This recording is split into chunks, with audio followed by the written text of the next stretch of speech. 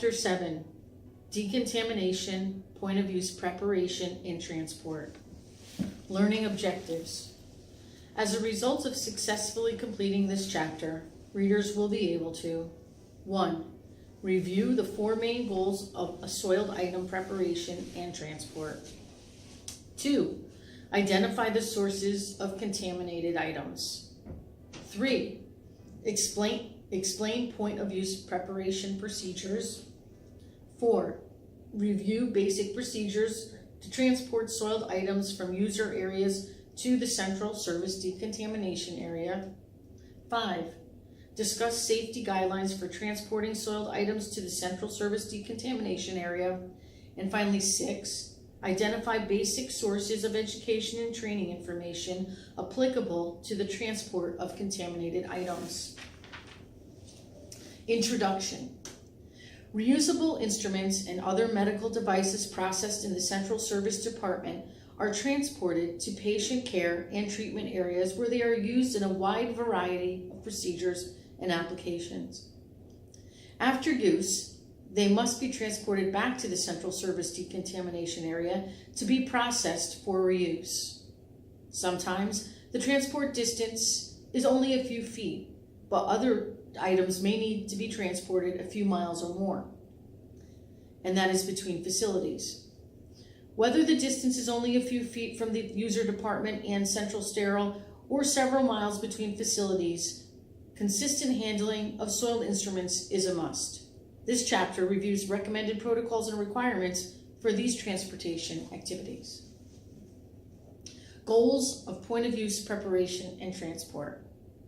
Regardless of transport distance, soiled items transport must fulfill 4 main goals. 1. Removal of gross soil. Gross soil left on instruments not only makes them more difficult to clean, but can damage the instrumentation. See figure 7.1 for an example. 2. Prevention of damage. Prevention of damage. Soiled items must be prepared for transport in a manner that will prevent damage during return to the decontamination area of the CS department. Prevention of cross-contamination. Soiled items must be safely transported from point of use to the decontamination area without cross-contaminating the environment between those areas. Finally, 4. Keeping others safe. Soiled items must be contained and labeled to help ensure that all individuals who may come in contact with contaminated items remain safe during the transport process. Definition: gross soil, tissue, body fat, blood, and other substances. Sources of contaminated items. Reusable medical devices, such as instruments and equipment, are used in numerous locations throughout the healthcare facility. The surgery department generates high volumes of contaminated items, but other areas such as labor and delivery, the emergency department, endoscopy, cardiac care services, and any procedural-based areas also generate contaminated items. In many facilities, the CS decontamination area is located close to the operating room, or OR. That is the logistical choice because surgery is the source of the majority of soiled items transported to central sterile.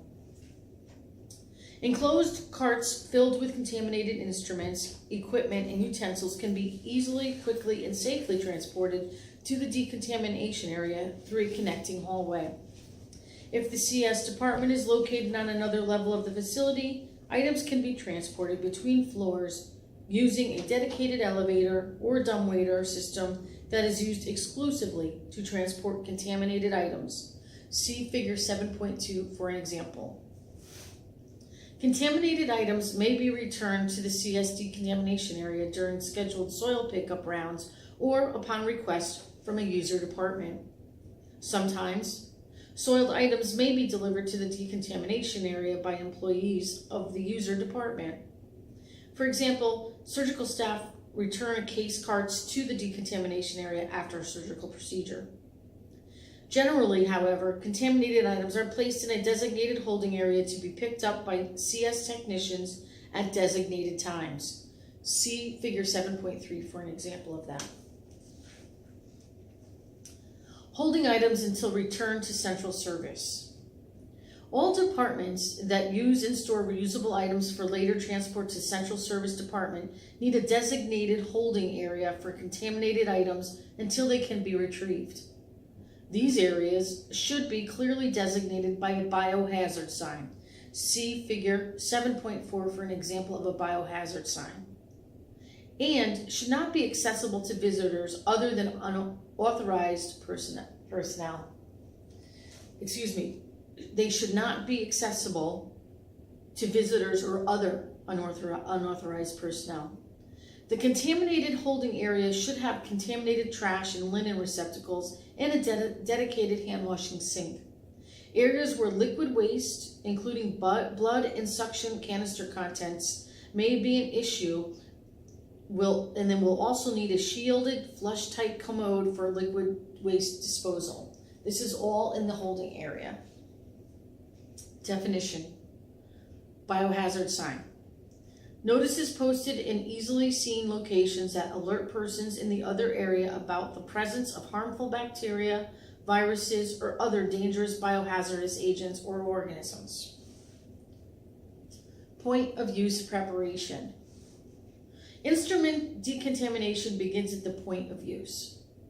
When the procedure is complete, instruments should be prepared in a manner that will help to ensure that they can be transported safely to the decontamination area for complete cleaning. CS professionals must enlist the help of other user departments to ensure that instruments and equipment are correctly prepared for the decontamination process immediately after use. Some facilities have central sterile technicians assigned to the OR to assist with instrument setup and breakdown, so it is important to know proper point of use instrument handling. Reasons for point of use preparation. There are 3 important reasons that the preparation process should begin in the user department at the point of use. First, point of use preparation helps prolong the life of the instrument.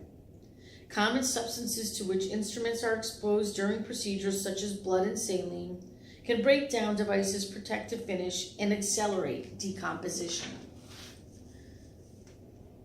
Second, dry soil and debris, especially in instruments with lumens and hard-to-reach crevices, are much more difficult to remove than most soil and debris. Third, soil and excess moisture promote the formation of biofilm colonies. Biofilm is highly resistant to cleaning and disinfecting chemicals, so removing the causes of biofilm is essential.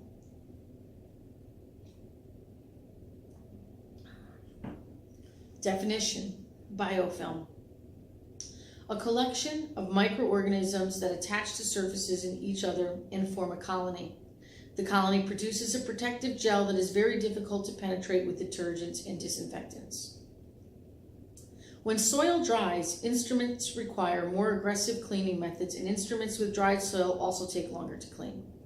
This can increase processing time, and that delay may impact instrument availability for subsequent use. The proper care and handling of instruments and equipment is the responsibility of everyone who comes in contact with them, and that begins with personnel at the point of use.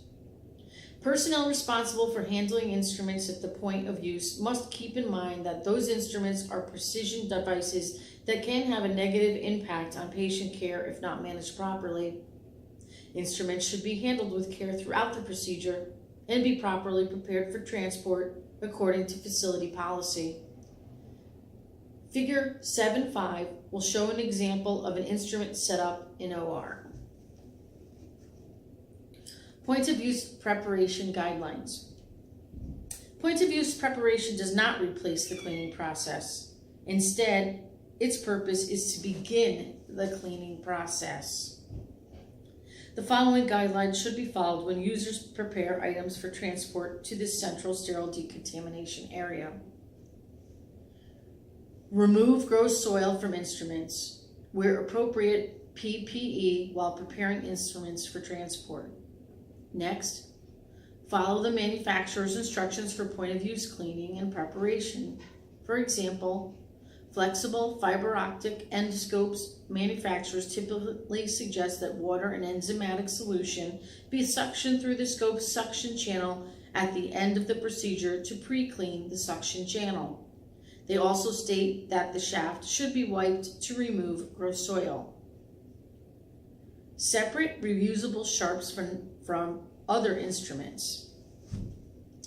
Separate reusable sharps from other instruments. Place instruments with sharp points or edges, such as reusable needles, cutting edges, and skin hooks, in a separate container so they can be easily identified and to reduce the risk of injuries from sharps. Definition: sharps. Cutting instruments, including knives, scalpels, blades, needles, and scissors of all types. Other examples include chisels and osteotomes, some curettes, dissectors and elevators, wrongers and cutting forceps, punches, saws, and trocars. Next, separate reusable linens. Reusable linen should be removed and placed into an appropriate bag or container. Users should take extra caution to ensure that small instruments are not mistakenly included with the linen. Next, remove disposable components such as blades, disposable tubing, and canisters. Sharp items should be placed in a hard-sided container labeled biohazard. Separating disposables from reusable components reduces the amount of contaminated items that must be transported, and it also reduces the risk of injury from sharps such as knife blades and needles. When separating disposable items, watch closely to ensure that the reusable items are not removed and discarded with disposable components. For example, metal drape clamps are sometimes left attached to disposable drapes. Open hinged instruments, disassemble multi-part instruments, and place instruments in the appropriate instrument tray in order to manage. C76, figure 7.6 for an example of this. It provides an example of instruments that have not been properly prepared for transport. Place heavy items, however, and heavy instruments on the bottom of the tray with lighter instruments on top. Handle cords, scopes, and cameras with care. Do not place any items on the top if you can handle it. Notify the CS department if some instruments are not being returned with the set for any reason. Next, keep items together. Instrument sets or multi-part items should be kept together for the transport to the central sterile decontamination area. If items are separated or left behind, reassemble will be delayed. Failure to keep items together also increases the risk that components will be misplaced or lost. Keep instruments moist to prevent soil from drying on their surface. See figure 7.7 for an example. This can be accomplished by using commercial foams, gels, or spray products, or placing moist towels over them. Note: if instruments are placed in a soak basin or solution, they should not be exposed to the solution for an extended period of time because this may damage the instrument's surface. The soak solution must be discarded before transport to reduce the risk of spills. Care should be taken not to contaminate the outside of the tray or container. Next, empty fluids from containers. If a contaminated device has a reusable fluid container, bottle, or receptacle, the fluid should be removed and disposed of according to the facility's protocols. Disposable fluid containers should also be handled according to the required facility procedures. Next, third-party reprocessing items should be removed and properly contained or separated and sent to central sterile per facility's protocols. Next, if reusable instruments were used during a case with suspected or known Creutzfeldt-Jakob disease or CJD, notify CS and infection prevention and control. Follow hospital procedures for initial cleaning and contaminant for transport to the CS decontamination area. Notify the CS department about items needing repair. If instruments or equipment are in need of repair, tag them so they can be removed from the system for repair and refurbishing. See Figure 7.8 for an example of tagging instruments. Finally, notify the CS department about items requiring turnover or turnaround for another case. Do not automatically assume the department has this information. Turnover or turnaround defined. Term used to describe instruments or equipment that must receive priority processing in order to make made available for another procedure. CS professionals must work together with end users to ensure that the point of use preparation is carried out according to manufacturer's instructions, IFUs, and any specific requirements. In many cases, departments will need to develop joint procedures for the handling of used items to ensure that everyone involved understands their role in the process. Transport of soiled items. Contaminated items should be contained before transport through the facility to minimize airborne or contact spread of microorganisms and reduce the risk of cross-contamination and infection. The best way to transport soiled items and instruments is in an enclosed cart. See Figure 7.9 for an example of this. If an open transport cart is used, the cart must have a solid bottom shelf to prevent drips and spills, and the cart must be covered during transport. Smaller numbers of instruments from other departments can be transported in dedicated transport containers or in plastic bags that are clearly labeled biohazard. See Figure 7.10 for an example of this. Large items such as suction units and other types of patient care equipment can be transported in special carts designed for soiled item transport. See Figure 7.11 for an example of this. The goal of all soil transport is to transfer the contaminated items to the CS department and decontamination area while minimizing the risk of cross-contamination.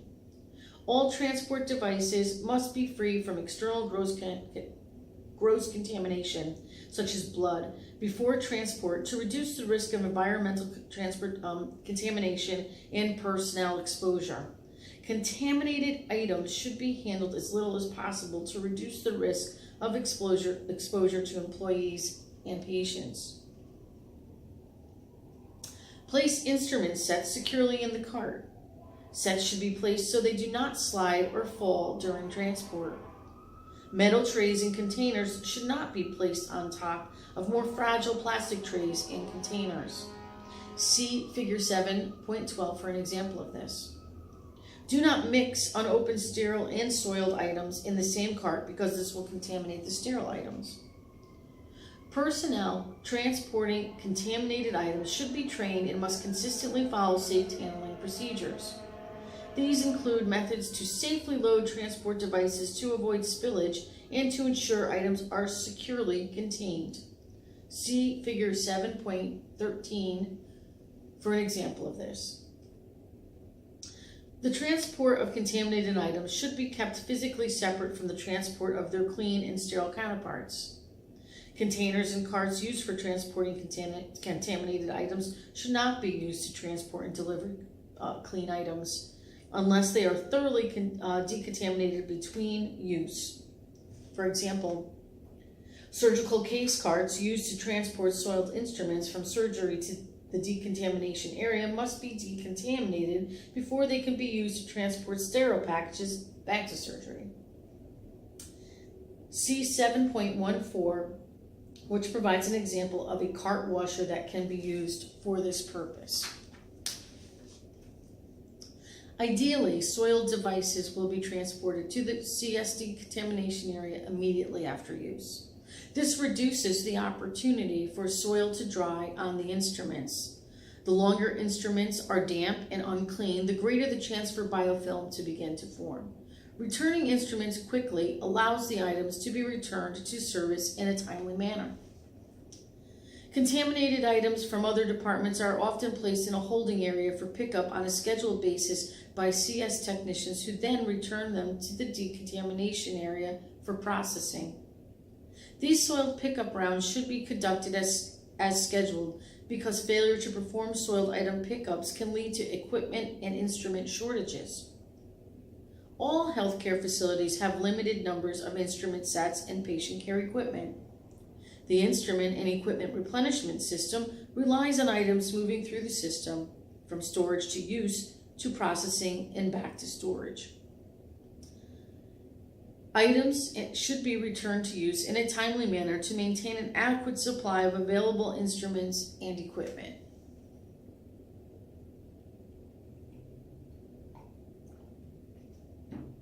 Safety guidelines for soiled item transport. All instruments, utensils, and equipment used in patient care and treatment processes should be considered contaminated. CS technicians who transport contaminated items should also wear gloves to handle the items as they are picked up and placed into the transport cart. Gloves should be then be removed and hands should be washed before leaving the pickup location. Whenever there is a danger of splashes, spills, or aerosol exposures, CS technicians should wear the appropriate PPE required by the Occupational Safety and Health Administration, OSHA. CS technicians who clean and decontaminate the soiled items must also follow OSHA regulations for PPE. Transporting equipment and carts through corridors can pose significant safety concerns. CS technicians must maintain control of transport carts at all times and should not move them at excessive speeds. Patients, visitors, healthcare providers, and movable equipment share the same hallways as transport carts, and excessive speed or inattention could lead to accidents. CS technicians should maintain control of their carts and pay particular attention to hallway intersections and doors that may open into the path of the cart.